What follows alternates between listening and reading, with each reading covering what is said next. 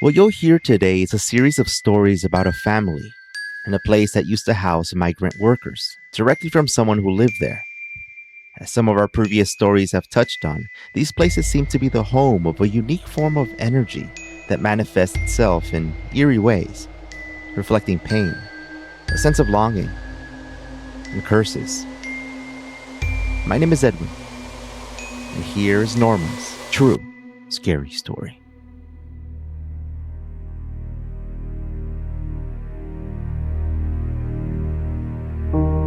My name is Norma Chacon, and I was born in Delano, California, where there was many migrant workers in our community. There was random killings and unmarked graves. When I was a child, about 11 years old, I would take care of my nieces and nephews. There was a tiny little house in back. You could hear hammering. It was just a very scary situation. I was afraid to stay in the house after dark because of the noises that I heard, pounding and doors opening and closing. We were left with my brother. He was watching myself and my siblings. We were sitting on the floor. He had fallen asleep on the couch. The door, which was right in front of us to the outside,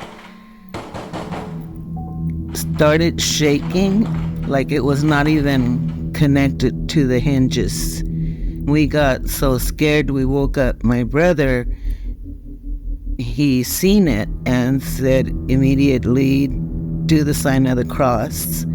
We did. It finally stopped. When I was 12 years old, I went to my sister-in-law's mother's house with her. She actually did black magic. She would call the dead. People would go see her to do that. I got curious. Instead of a door, she had a curtain. I went and I peeked in. I saw her slouch backwards and shaking. A man's voice was coming out of her. I just got so scared that I got away and never did that again. Her mom did channelings and helped cure people. When I was married, I had a little boy. I had taken him to the hospital because he had diarrhea really bad. His little eyes were rolling to the back of his head. He spent the night. They told me the next day that there was no cure for that because they couldn't figure out why he was having diarrhea. There was nothing they could do for him. The only thing I could do was take him home. My mother said, we're going to take him to my sister-in-law, to her mom. We go over there. She tells me that she's going to massage him, that she could cure him. She said, I'm going to pull his little skin in the back 3 times. She showed me on his spine. She says, and if it pops, that means that he's empachado, which means, I don't even know how to explain that in English. It's like something a child gets when they eat something that they shouldn't. He was only like 2 months old. She did it, it popped, and then she turned him over. She gave him a spoon with a little bit of white powder in it. When we were leaving, he was instantly okay. At that time, I had left my husband. I had caught him with his ex-girlfriend, and my mother had shared this information with her. When we were walking out the door, she hands me a folded up little piece of paper and she tells me, I want you to say this 3 times a day until you're happy. I said, okay. I went to the car and I read it.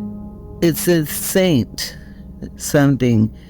Do not let Mario eat, sleep, or be with another woman until I say. I told my mother, and then she says, are you going to do it? And I told her, first of all, I don't think there's a saint that you would pray to that would do harm on somebody. I ended up throwing that away. That's the sort of thing that she did. One time I was visiting my dad in the early 60s. We were playing in the backyard. He was digging something for whatever reason. He found a jar the size of a regular mayonnaise jar. And in the jar was a little voodoo doll made of cloth. It had his picture glued to the face. My dad said somebody put a hex on me. He pulled the doll out and burnt it.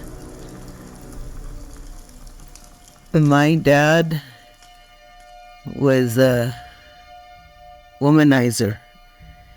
He had this one woman that he often went to spend the night with. My mother went over there to pick him up. The woman tells her, he's not going anywhere. He loves me. He tells her, I'm going home with my wife. He started laughing. She told him, you better laugh all you can, because after tonight, you will never laugh again. He was never able to laugh again. He would pass out, which was scary and unexplainable. Another time in the late 50s, my brother was walking home in the middle of the night. While he was walking, he heard a woman laugh really loud. He turned around and looked. There was this woman with a black cloak on. She's laughing and laughing, starts walking faster and starts chasing him. He's scared to death and ran all the way home and told my mom what had happened.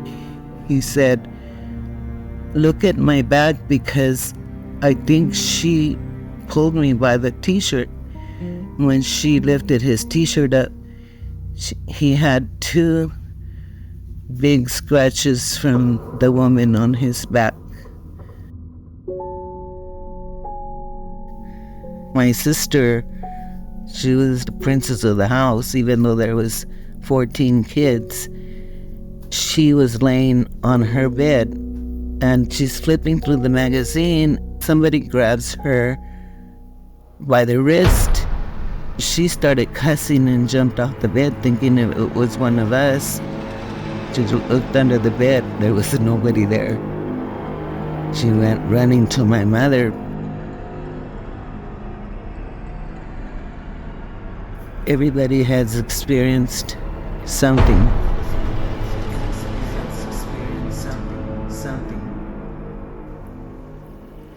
The same brother and my other 2 brothers were probably up to no good on the way home from Bakersfield on the freeway. All of a sudden they hear this woman laughing and laughing. The woman peeks through the windshield and her hair is flying everywhere. They drove straight to the church, ran in and told the father. The father went out there to bless the car, and when he did, an owl flew out. of the car.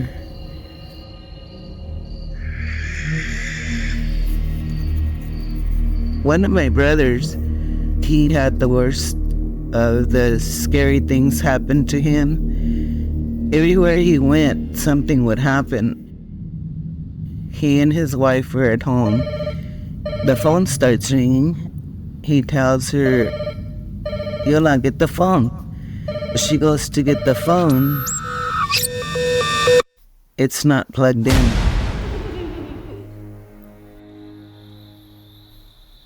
The same brother in the same house went to bed one night. When they lifted the sheets, found an upside-down cross made of dirt on their bed.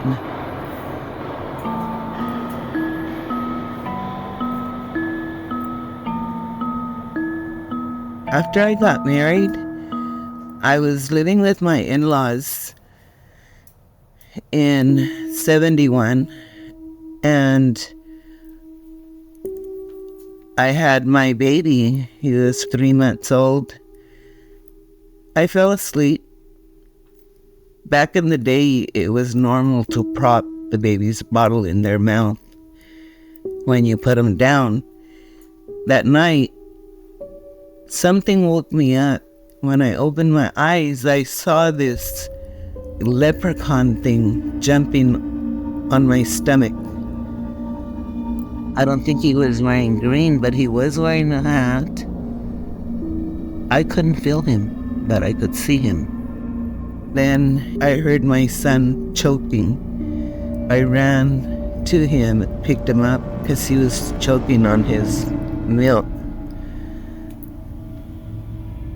Around the same time, my mother-in-law was sitting on her bed. The master bathroom door was open, and the plunger just came out bouncing from the bathroom all the way to where she was sitting by the bed.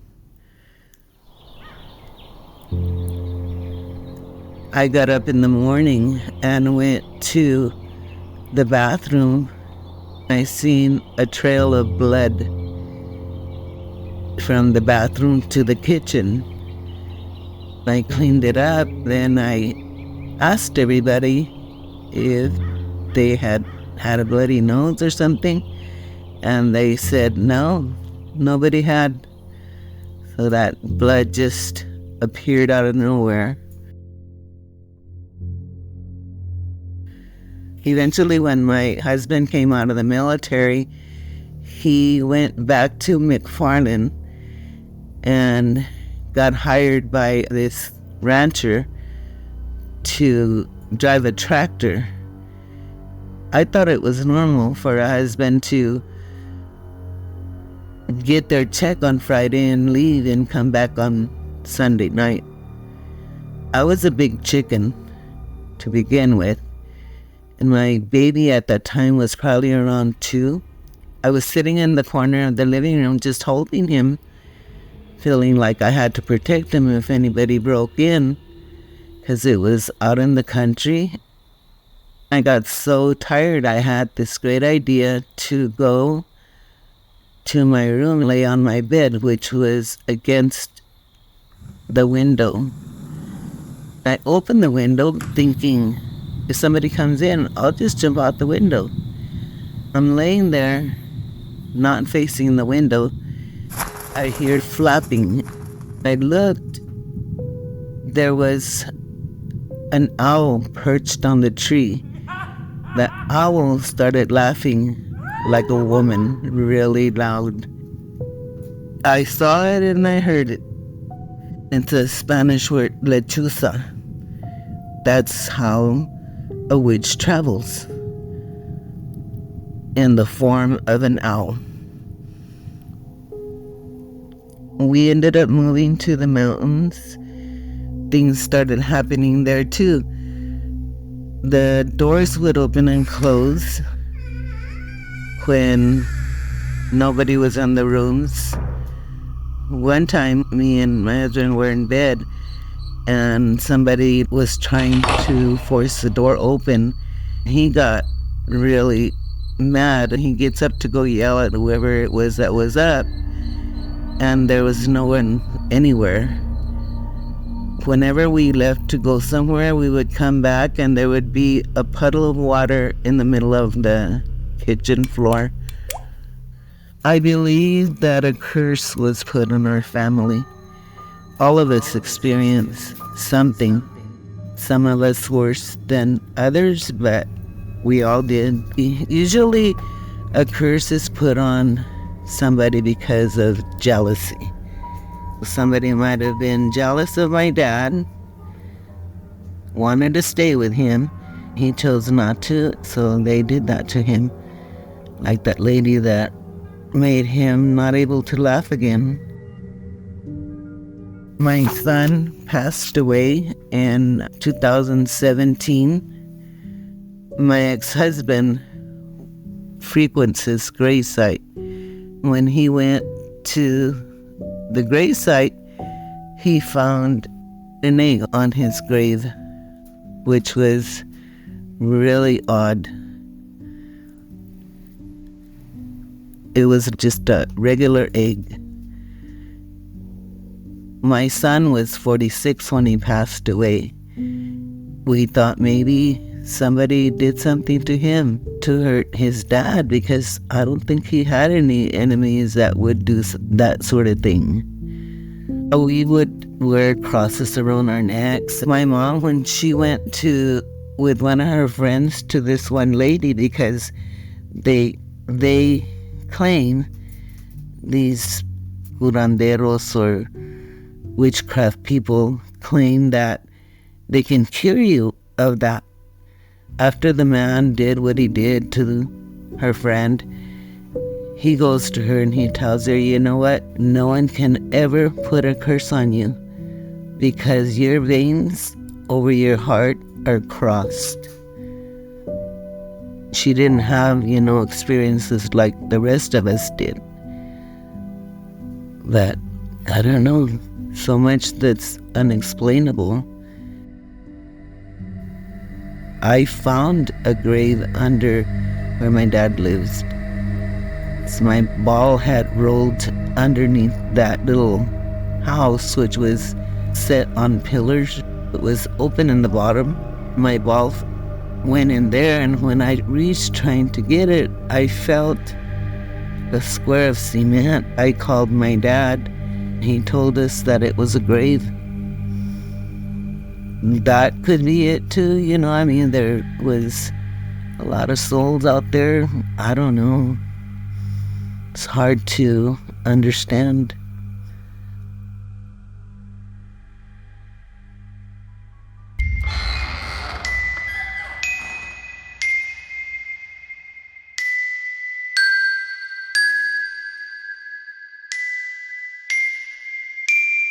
Throughout her life, Carrie had experienced a series of strange paranormal presences, entities that she thinks are attached to the places she has lived in, shadow figures and noises, eerie feelings that come out at night. My name is Edwin, and here is Carrie's true, scary story.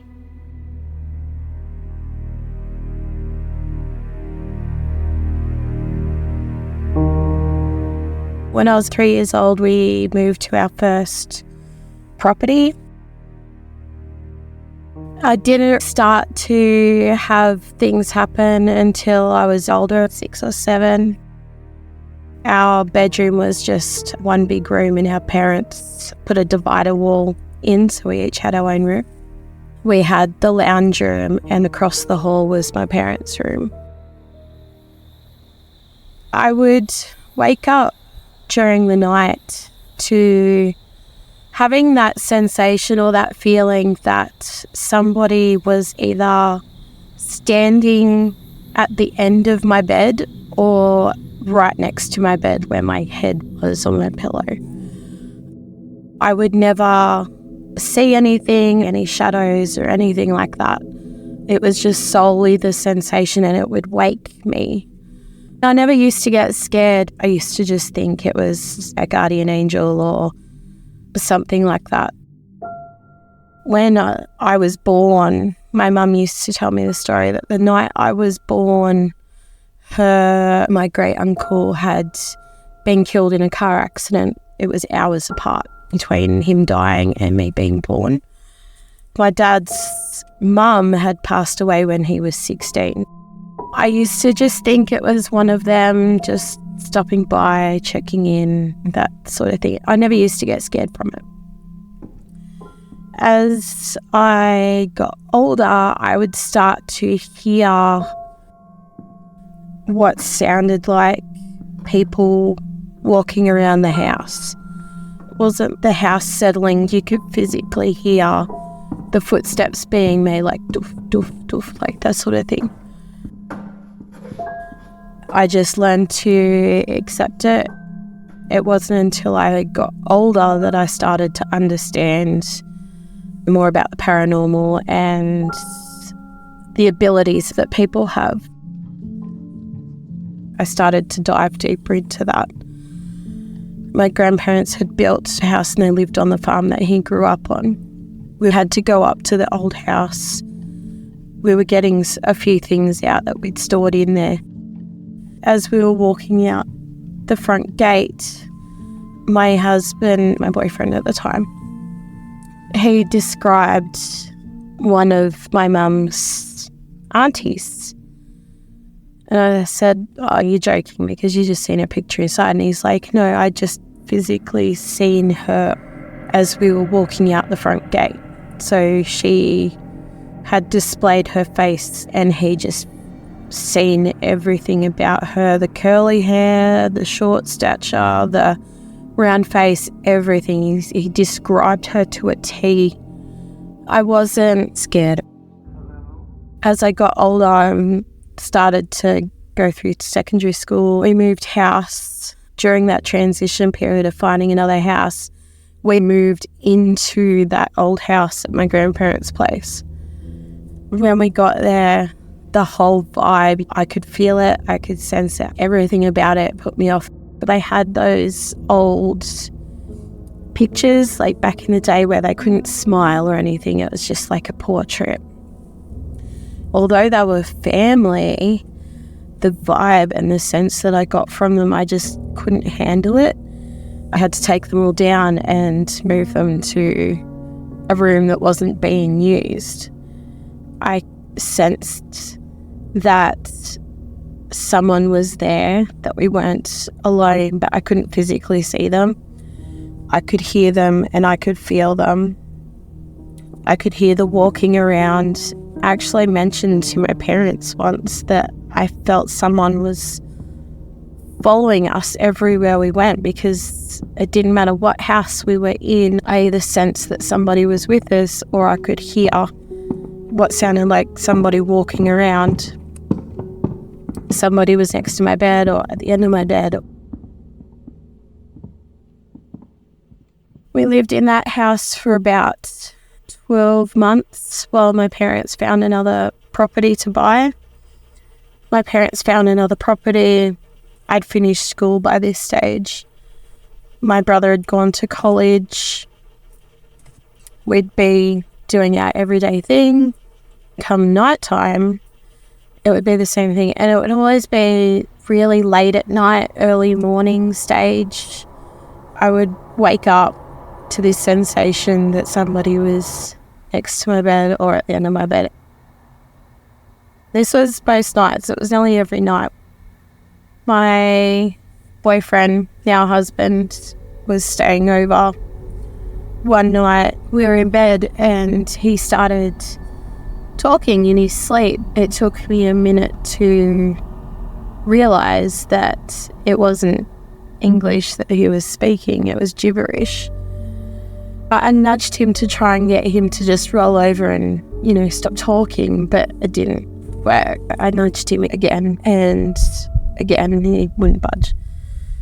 I gave him a third shove a little bit harder. His eyes open and they were glowing that yellow-green colour. It completely freaked me out and I was starting to just lay into him, like punching. And he goes, "Why are you hitting me?" I remember it like it was yesterday, but it was years ago. I said, "You're eyes were glowing green. You were talking gibberish. Your eyes opened and they were glowing green. And he didn't have any recollection of anything. I was so adamant, it freaked me completely out. And it was that night that I seen my first shadow in the corner of my room. And I didn't get a good feeling from it at all. He believed me because he's very open to the paranormal and the spirit world. He's asked me, did I hurt you? Did I try to do anything? I said, no, you were just gibbering in your sleep. Then I nudged you, hoping you'd roll over and go back to sleep. Instead, your eyes opened and they were glowing green. It had me on edge. After that, we moved around a few times. It did settle down for a while. And then we moved to where we are now. We got married, we've had kids, we've got 3 boys. We moved to the house that we're in now. That's when things started to pick up, was when we moved to this house. I had been out to get takeaway dinner one night. I had my son in the back seat with me. As I came around the corner to where our shed is, I seen a shadow man. He had a coat on. It was just a black shadow. I could make out that he had a black coat on and he had a top hat. He was just hiding behind one of the trees we have in our garden, peeking around. I could see where he was standing. It was next to the footpath and behind this tree. I went inside and told my husband I just seen a shadow man out by the tree in the garden near the shed. We had the room that we had our oldest son in. Every night without fail, around the 1 o'clock mark, he would wake screaming his head off. Not just a normal baby waking up crying hungry. It was like run to his room and get him and bring him in with us, because something just kept happening around the same time every night. I said that I wanted that room for our room. My husband, he said, no, we're going to take the other room. And he sensed something about that bedroom that we put our son in. The other rooms, we had no issues.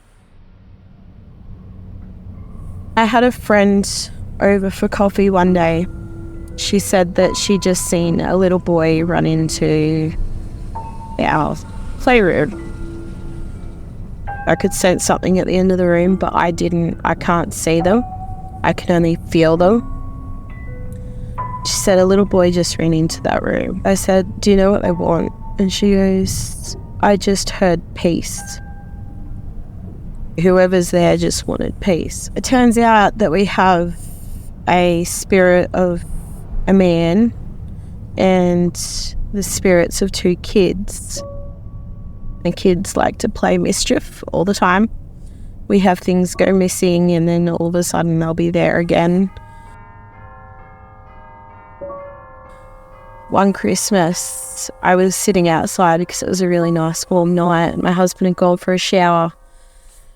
I thought my husband had played a joke on me and was trying to scare me from the door to our lounge room. I'd actually seen the figure of the man again. It wasn't my husband, but it was the same height. When he came out, I said, were you just standing in the doorway? He said, no, I wasn't. I was in the bathroom. That signified to me again that I'd seen this man.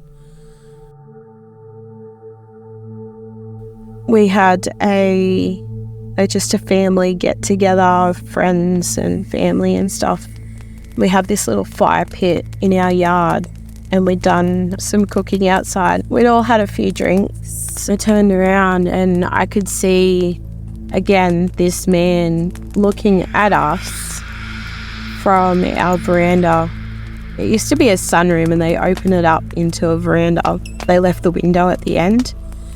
I could see him watching us out that window.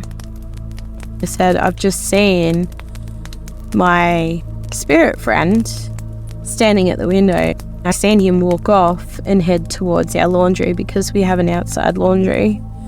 We went up there and you could physically feel the air change, you could feel the vibe, you could feel everything completely change. And I said, I don't like the feeling at all.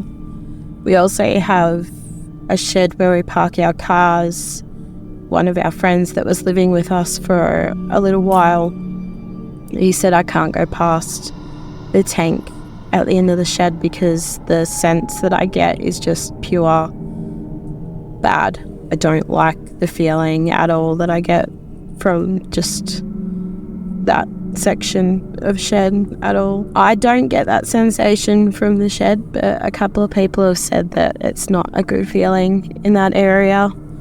It's when we got to the house that everything started to escalate a lot more and made me dive a lot deeper into the history of the place and the land. Even though our house is built in 1957, I don't think it's attached to the house. I think it's whatever it is attached to the land. I'm in New South Wales in Australia. We're in a little town called Gyra. I don't know how many people are in this town. It's over 10,000. Since I was a kid, I've had this ability to sense, but I haven't been able to speak to them or physically see them unless it's shadow form. I still have days where I will sense somebody. I still get that sensation that somebody's around. A lot of it still happens at night. I've had the occasional thing happen at daytime. On occasion, I hear footsteps on the veranda, our ghostly friend walking up and down. My husband, he'll hear that as well. The other week, I was at home with my youngest son sitting in the lounge room. I caught it from the corner of my eye. You know when somebody peeks around the corner from another room, they just stick their head around the doorway? I had a shadow do that the other day. Doesn't happen every day, but it is quite frequent.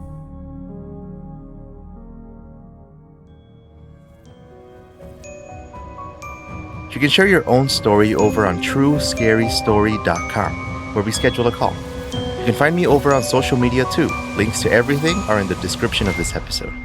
If you're into paranormal comedy talk shows, we have one called Scary Mystery Surprise, where you can join me and Michelle to talk about creepy stuff. Find the podcast by searching for Scary Mystery Surprise. Thank you very much for listening. See you soon.